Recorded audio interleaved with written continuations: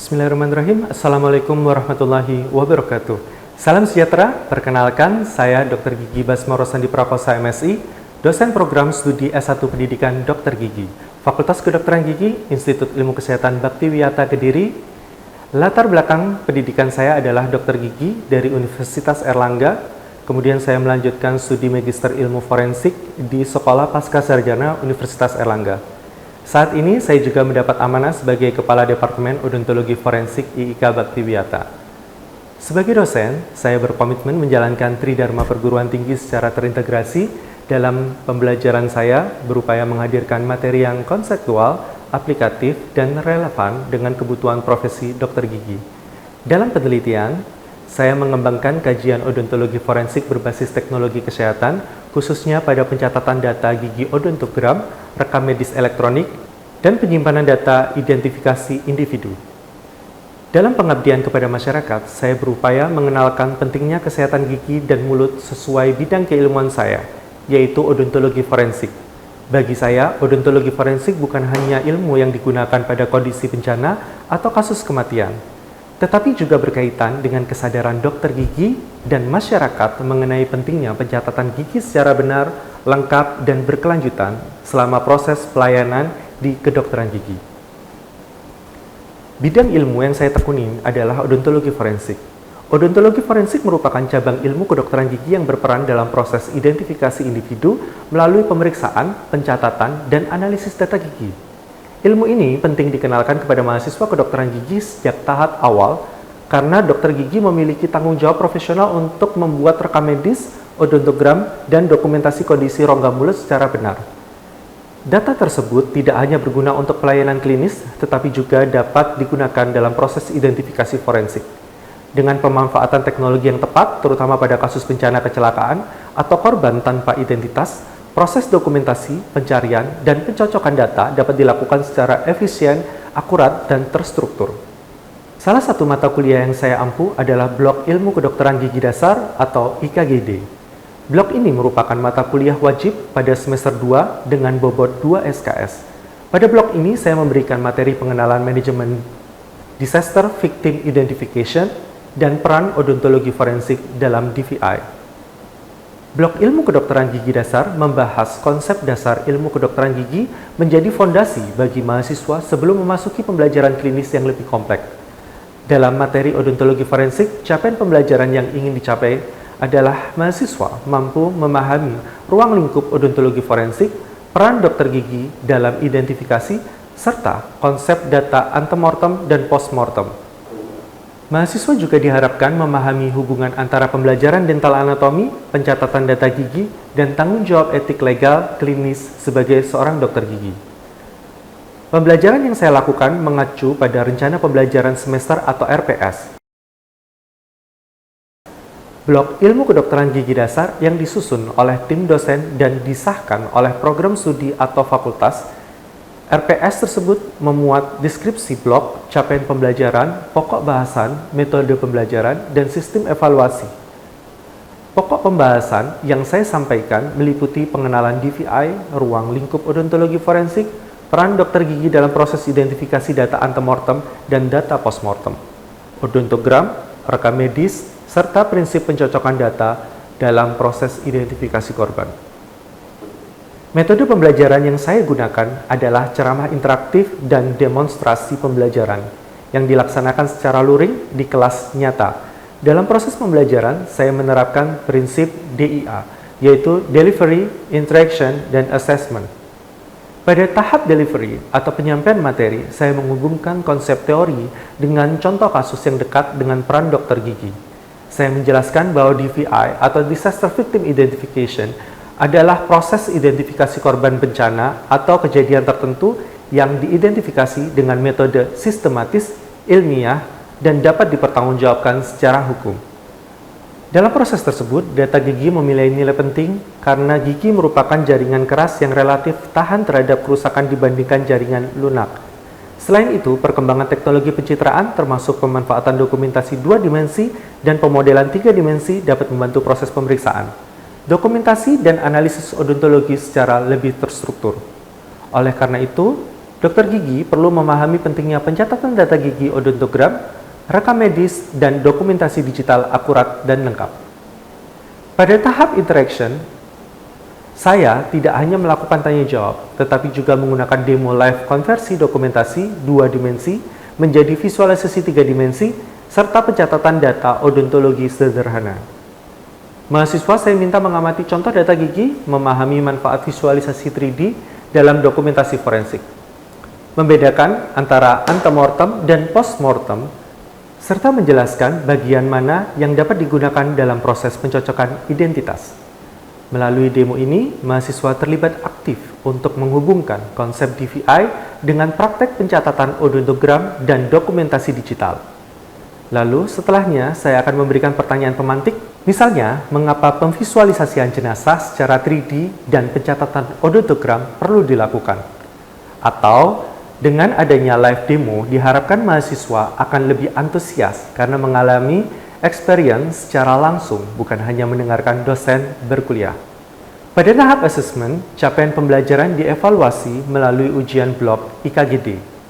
Indikator penilaian meliputi kemampuan mahasiswa memahami konsep dasar DVI, menjelaskan peran odontologi forensik, membedakan data antemortem dan postmortem, serta menghubungkan pencatatan data gigi odontogram dan dokumentasi digital dengan proses identifikasi individu. Inovasi pembelajaran yang saya lakukan adalah dengan mengintegrasikan konsep odontologi forensik, pencatatan data gigi, odontogram rekam medis, serta pengenalan teknologi dokumentasi digital seperti pemanfaatan data visual 2 dimensi dan pemodelan 3 dimensi. Dengan pendekatan ini, mahasiswa tidak hanya mempelajari odontologi forensik sebagai teori, tetapi juga memahami bahwa dokumentasi gigi yang baik merupakan bagian penting dari profesionalisme dokter gigi. Berikut adalah salah satu contoh perkuliahan yang saya lakukan pada blok ilmu kedokteran gigi dasar dengan topik pengenalan manajemen disaster victim identification dan peran odontologi forensik dalam DVI di ruang kelas Institut Ilmu Kesehatan Baktiwiyata, Kediri. Baik, bismillahirrahmanirrahim. Assalamualaikum warahmatullahi wabarakatuh. Selamat pagi semuanya. Hari ini kita akan berjumpa di materi perkuliahan IKGD di Disaster Victim Identification atau singkatannya adalah DVI. Ada yang tahu DVI itu apa?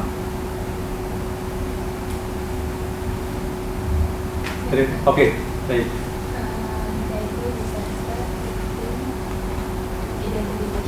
Disaster Victim Identification, ya, ini ya, yang ada di sini ya. Baik, DVI ini kegunaannya digunakan untuk apa aja sih? Ada yang tahu? Nggak ada. Nah, nanti kita akan mempelajari tentang DVI ini, kapan digunakan DVI, apa bedanya tentang pemeriksaan-pemeriksaan yang selain DVI. Kita tahu ada pemeriksaan di kepolisian, ya kan? Nah, nanti apa bedanya sama yang DVI ini tadi? Nah, sekarang kalian kemarin sudah membaca model kalian. Tujuan pembelajaran hari ini adalah seperti apa yang sudah dijelaskan di sini. Capaian pembelajarannya apa? Coba, ada yang mau coba membacakan? Oke, baik, silakan Mas. Untuk capaian pembelajaran yang pertama, mahasiswa mampu memahami ruang lingkup teknologi forensik. Untuk yang kedua, peran dokter gigi dalam identifikasi. Kemudian yang ketiga, konsep data antemortem dan postmortem. Untuk yang keempat, memahami hubungan antara pembelajaran dental anatomi, pencatatan data gigi, dan tanggung jawab etik legal klinis sebagai seorang dokter gigi. Baik, nanti perkuliahan ini akan kita lakukan bersama saya dengan Basmoro Sandi Prakosa dari bidang odontologi forensik. Pengertian dari DVI itu sendiri, DVI itu adalah istilah yang diberikan pada suatu prosedur baku untuk identifikasi korban meninggal secara ilmiah pada sebuah insiden atau bencana yang membutuhkan identifikasi secara massal, ya, yang harus bisa dipertanggungjawabkan secara sah kepada masyarakat dan hukum, ya. Dan ini semua merupakan bagian dari proses investigasi. Nah, mengapa kita perlu melakukan pemeriksaan di DVI? Jadi pada saat korban meninggal, itu yang harus pertama kali kita periksa itu adalah untuk melakukan penegakan HAM. Terus ada bagian proses penyidikan, kenapa kok dia meninggal, terus bagaimana dia meninggal, serta identifikasi visual yang dilakukan. Ya, ada kasus-kasus pembunuhan, ada kasus-kasus kecelakaan, ya kan. Terus habis itu termasuk kepentingan hukum, ya, seperti asuransi, warisan, status perkawinan, ya, sudah meninggal, terus habis itu dia mau kawin lagi, nah maka itu butuh untuk kenapa kok suaminya meninggal, kenapa kok istrinya meninggal. Nah, di DVI itu pada saat orang meninggal itu ada primer identifikasi, jadi ada fingerprint, ya, sidik jari, lalu kemudian ada gigi, dental record, dan juga DNA. Ya. Kita ketahui bahwa fingerprint itu tadi itu mudah, tinggal scan keluar namanya. Gigi ditaruh kedua karena dia adalah suatu objek yang lalu kemudian bisa jadi fingerprint itu pada saat kematian terjadi pembusukan, rusak karena kebakaran dan lain sebagainya, tidak bisa diperiksa, maka primer identifikasi yang kedua yang tahan lama bisa teridentifikasi langsung siapa dia, itu adalah dari gigi. Oke. Nah, di sini seseorang dinyatakan teridentifikasi itu ada dua syarat. Ya, syarat yang pertama itu adalah satu atau lebih metode primer, ya, yang tadi itu dari DVI tadi, itu telah dikonfirmasi. Sidik jari pencet keluar namanya, selesai. Dia boleh dikembalikan ke keluarganya. Ya, kalau ternyata sidik jari tidak bisa, maka kita akan naik ke gigi. Ya, begitu juga seterusnya, gigi nggak bisa naik ke sidik jari. Gigi tidak bisa ditemukan itu kalau andai kata tidak ada yang bisa digabungkan. Nah, harapan saya nanti dengan mempelajari ini, kamu nanti waktu pas di klinik, jangan sampai nanti waktu pas di klinik kartu statusnya nggak ada, terus habis itu kamu menyerah, give up. Nah, nanti di pertemuan ini kita bahas kalau kartu statusnya tidak ada, gimana cara kita menemukan si jenazah itu tadi atau korban tadi, dengan cara apa? Metode superimpose dari foto. Jadi kita cari foto terduganya tadi akan disuperimpuskan dengan data postmortemnya. Makanya nanti kita bicara antemortem dan postmortem. Kita lanjut ya. Nah, kesimpulannya ini kita sebut positive identification bila hasil perbandingan antara data antemortem dan postmortem berasal dari individu yang sama. Jadi, oke, ini clear, positif, cocok banget. Ya. Yang kedua ini adalah probable identification. Ditemukan adanya karakteristik spesifik yang berhubungan antara PM dan AM, tetapi data PM dan AM itu tadi minim informasi. Oh, ini kelihatannya cocok, tapi pasiennya itu tadi kelihatannya memeriksa giginya itu yang terbaru itu belum update, atau belum update. Jadi terus siapa cara Jangan-jangan bukan ini. Soalnya ini kok di pasiennya catatan yang lama dicabut satu, tapi kok ini yang ditemukan hilang dua. Cari data giginya, data giginya apa tuh? Tidak bisa, nggak ada data. Ya, tidak bisa dikompilasi atau dibandingkan. Contoh pada kasus Air Asia itu sudah diperiksa semuanya, dikira bayi dari salah satu korban karena ada yang bawa bayi. Ternyata setelah diperiksa anaknya kera. Anak kera itu tadi sama anak bayi itu hampir sama tulang belulang. Jadi setelah diperiksa kera, itu maksudnya tidak dapat teridentifikasi. Ya, karena tidak ada data compare. Baik, selanjutnya kita akan mempelajari tentang formulir DVI. Kita kenal ada antemortem dan juga postmortem. Antemortem, ada yang sudah mempelajari apa kira-kira antemortem? Ya, silakan. Antemortem itu data individu yang dikumpulkan sebelum kematian. Oke, sebelum kematian itu antemortem. Berarti kalau postmortem setelah kematian. Oke. Nah, di sini kita kenal ada 5 fase. Ya. 5 fase ini tadi, itu fase pertama adalah di tempat kejadian perkara. Ya. Kita bahas dulu di fase tempat kejadian perkara. Di TKP itu yang sering kesalahan pada saat di TKP itu adalah tindakan pertama yang harus dilakukan melakukan pertolongan atau perlindungan kepada korban atau anggota masyarakat. Jadi ada laka nih. Yang keliru itu adalah macet ya. Bawa pindano orang yang kecelakaan. Kita foto, ya kan? Fotonya masalah-salah ke wendong, pinggirkan, meninggal ya. Karena salah foto, ya kan? Terus melakukan dokumentasi. Sebisa mungkin dokumentasi itu memang menggunakan kamera yang proper, kamera yang sudah ter ISO. Ya, itu adalah kamera DSLR. Kamera HP itu sebetulnya tidak bisa digunakan. Ya, tapi kalau terpaksa, ya gimana lagi?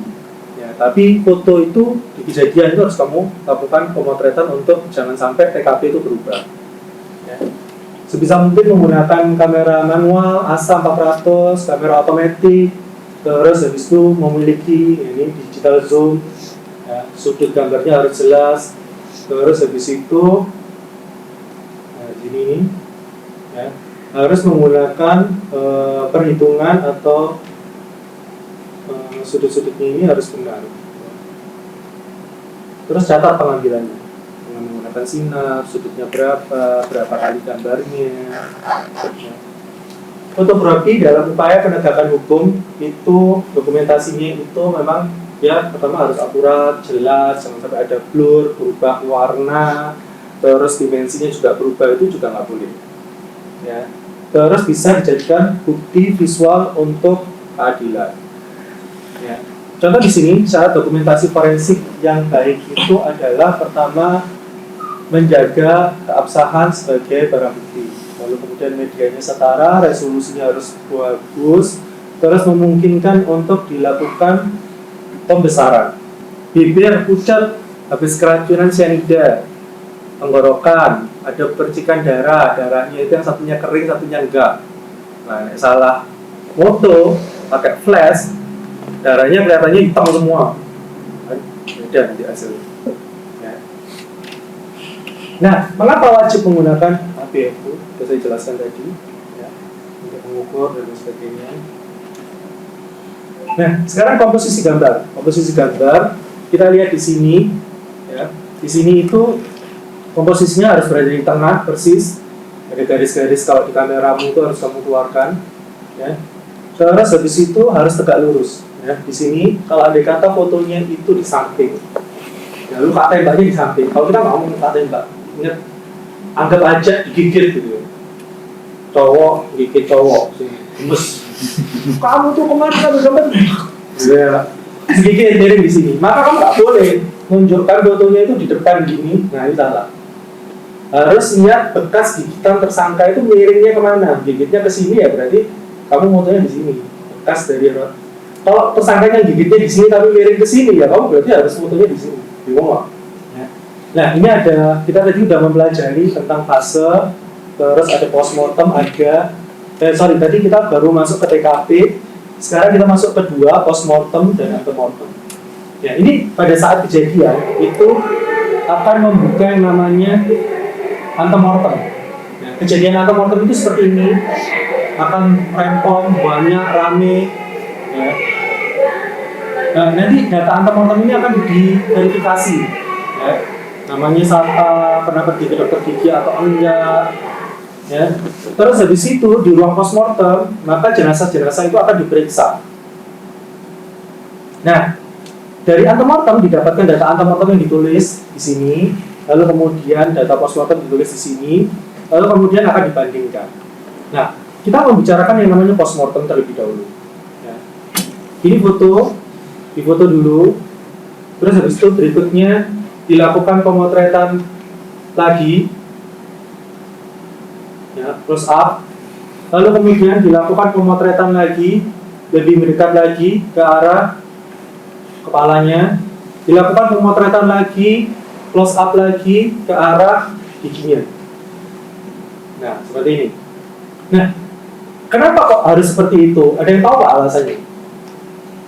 Ada yang tahu. Itu harusnya history. Kalau tiba-tiba kamu foto gigi, terus kamu ngomong, ini giginya tejo, contoh.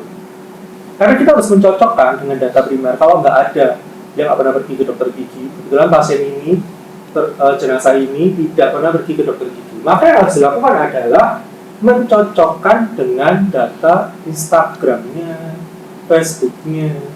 Lah, foto senyum itu masa ngikutin foto kematian. Foto kita itu standarnya itu seperti ini. Nggak mungkin kan orangnya foto ini. Terus itu jenazahnya kamu suruh gini dulu. Nah, maka kita harus men-3D-kan dan membuat jenazahnya itu semirip mungkin dengan foto di Instagram atau Facebooknya. Nah, bagaimana caranya? Ini simulasi yang nanti akan kamu lakukan. Tolong diperhatikan dengan baik. Maka kita akan tahu ada sudut tegak lurus yang tadi kita bicarakan. Kita lakukan dengan sama dengan menggunakan kamera handphone. Ya, kita pakai yang murah-murah aja karena kamera aslinya itu harganya puluhan juta, bahkan ratusan juta. Ya. Di foto dari molar, canines, incisif, canines, molar, tegak lurus. Ya, seperti ini. Ini visualnya, kita foto dulu dari sebelah, terserah mau kiri atau kanan. Ya, berputar ke canines. Terus habis itu ke incisif, terus kita lanjut lagi ke canines, terus kita lanjut lagi ke geraham molar. Ya. Nah, pemotretan ini tadi itu kita lakukan dengan simulasi berputar mulai dari bawah naik ke atas, terus ke atas banget. Ada yang tahu nggak alasannya kenapa? Ada yang tahu? Supaya terlihat tonjolannya, kan di kita ada produksinya, ini hidung harus mancung, maka buatnya itu seperti yang di sini. Ini contohnya di penelitian yang saya lakukan bersama dengan kakak kelas kamu, ya, ini Natasha. Dia menghitung tentang kecepatan pengambilan gambar, sedangkan saya menghitung tentang ketepatan, jadi ukurannya pas nggak? Mana sih yang lebih cepat dengan menggunakan kamera handphone atau kamera yang harganya jutaan, ratusan juta? Ya. Terus itu ketepatannya gimana? Ternyata hasilnya sama-sama tepatnya. Ya. Makanya kejadian ini tadi itu waktu pas jenazah Air Asia itu saya lakukan pemeriksaan ini dan alhamdulillah semuanya ketemu dengan menggunakan banyak ketemunya itu lewat Instagram dan Facebook. Ya, kita udah tahu yang namanya fase 1, fase 2, fase 3. Jadi di antemortem udah tahu mengumpulkan data, di postmortem itu tadi melakukan pemeriksaan, pengambilan gigi apa aja yang hilang, terus melakukan foto 3D lagi, ya kan? Terus habis itu fase keempat rekonsiliasi, diapakan sih? Ya kan? Setelah udah dapat gambar 3D-nya ya apa ceritanya? Nah, ini saya contohkan kasus orang yang dinyatakan hilang. Ya, setelah di 3D-kan jenazahnya ini tadi, tengkoraknya ini tadi, lalu kemudian si jenazah ini tadi, si korban ini tadi akan dicari oleh mesin 3D ini tadi. Ini lebih cocok yang mana? Dia ditemukan di aplikasi TikTok. Ini aplikasi TikTok. Dia lagi, ini sebenarnya video kan foto. Jadi dia lagi, ya ayo nge-DJ, ya seorang DJ gitu, di TikTok. Ya. Terus habis itu di 3D-kan, ini kita atur posisinya supaya pas. Ya, kita atur dulu dahulu supaya pas. Terus kalau posisinya sudah pas, ini kita bisa zoom in, zoom out. Ya. Terus habis itu kalau udah oke seperti ini, kita match-kan. Ya. Ini karena bentuknya video. Di sini kita akan match-kan.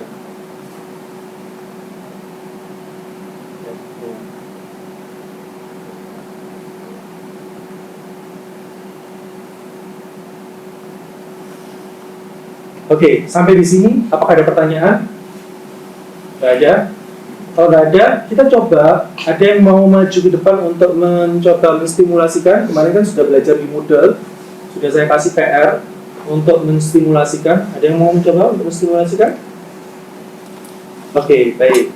Silakan bisa maju ke depan. Oke, baik. Sekarang bagaimana cara tadi yang kamu lihat, yang kamu tahu, bagaimana caranya? Yang lainnya tolong memperhatikan ya. Untuk arah fotonya, di sini untuk dulu tegak terlebih dahulu, Ya. setelah itu pandangan ke depan, dan diusahakan pasien tidak boleh bergerak pada saat saya foto. Setelah itu difoto dari bawah terlebih dahulu, diinstruksi untuk tutup bentuknya, kemudian dengan bawah untuk isinya. Ya, jadi kita bisa lihat di sini. Jadi moto sudutnya itu sini, tegak, terus bagian ujung hidung seperti ini, terus bagian atasnya. Oke, baik, terima kasih. Boleh silakan duduk lagi. Baik, tadi udah disimulasikan oleh teman kamu. Dari sini, apakah ada pertanyaan? Dari tadi yang waktu pas disimulasikan ini akan lebih bagus lagi kalau kamu pakai DSLR seperti yang tadi saya informasikan ke kamu ya. Ada yang mau ditanyakan? Ada yang mau? Ya. Oke, baik, silakan Mas. Baik dokter, perkenalkan nama saya Najo Nadib Nugroho dengan NIM 1062242. Izin dokter, saya akan bertanya di bagian dokumentasi foto. Untuk mendokumentasi foto itu kan menggunakan kamera DSLR gitu dokter. Jadi saya izin bertanya, apakah ada alternatif lain dokter? Contohnya dengan menggunakan dokumentasi foto itu dengan menggunakan handphone dokter, apakah bisa? Baik. Terima kasih, pertanyaannya bagus sekali ya. Tadi yang seperti dicontohkan teman kamu juga pakai handphone ya. Memang meskipun di perkuliahan itu yang paling bagus DSLR, tapi dari video saya tadi juga pakai handphone, teman kamu juga pakai handphone. Handphone itu sebenarnya tidak ada masalah. Yang terpenting adalah jangan sampai ada bayangan. Contoh, kamu pakai lampu tambahan karena kamera kamu tidak mampu menggambarkan jelas, maka otomatis bahasa mudahnya itu berarti handphone kamu tuh nggak bisa. Ya, ini biasa aja. Ya, nggak boleh terlalu dekat nanti biar nggak cemburu. Oke, ada pertanyaan selanjutnya? Oke, silakan tanya. Baik dokter, saya Matilda Marani Nunu dengan NIM 406-249 mohon izin bertanya. Tadi dari penjelasan dokter, saya mohon izin kalau semisal di kami hanya menggunakan laptop tapi tidak menggunakan PC, apakah bisa saat mensimulasikan untuk hasil dari foto 3D-nya atau bisa menggunakan laptop saja nggak dokter? Oke, kalau pakai PC itu pasti akan lebih bagus kalau PC-mu PC game ya. Tapi kalau laptop itu minimal itu standarnya itu RAM-nya 16, terus habis itu dia sudah SSD. Itu ya, menjawab. Ada lagi? Ya, baik, silakan. Terima kasih banyak dokter. Sebelumnya perkenalkan nama saya Wisnu Bradali Plastika dengan NIM 1022072. Mohon izin dokter untuk bertanya terkait dari ABFO tadi dokter. Apabila penggunaan penggaris ABFO pada pasien yang saat kita foto pertama kan harus lebar dok, harus dari jauh. Nah itu kita letakkan pada posisi apa dan untuk saat penggunaannya yang paling tepat itu bagaimana dokter? Oke, baik. Jadi andai kata ini penggaris ABFO, terus ini kamera kita ya. Maka sudut kamera ini tadi sama penggaris ABFO itu harus sejajar. Jadi andai kata terus habis itu letaknya di kepala sini, kita harus ngambil kan tadi sudutnya seperti ini. Ya, jadi ngikutin. Ya, mau lupanya di mana? Sini, jadi ngikutin. Baik, mungkin waktu yang memisahkan kita karena terbatas. Ya. Mungkin sekian presentasi dari saya. Wassalamualaikum warahmatullahi wabarakatuh. Terima kasih. Oh, ya, jangan lupa untuk mengisi presensi di Moodle dan juga ada beberapa quiz ya untuk melihat apakah materi yang saya kerjakan ini tadi nyambung nggak ke kamu, ya, kamu paham nggak? Terus di situ ada kesan-kesan untuk lalu kemudian apa yang bisa kamu tambahkan supaya mungkin suara saya kurang kelas atau mungkin terus slide PPT saya membingungkan, bisa kamu masukkan di pesan-pesan tadi. Ya, mungkin itu dari saya. Mari semuanya ketemu sampai pertemuan selanjutnya. Wassalamualaikum warahmatullahi wabarakatuh. Demikian pernyataan diri dosen dalam unjuk kerja Tridharma perguruan tinggi saya. Semoga bermanfaat bagi kita semuanya. Terima kasih dan sampai jumpa. Wassalamualaikum warahmatullahi wabarakatuh.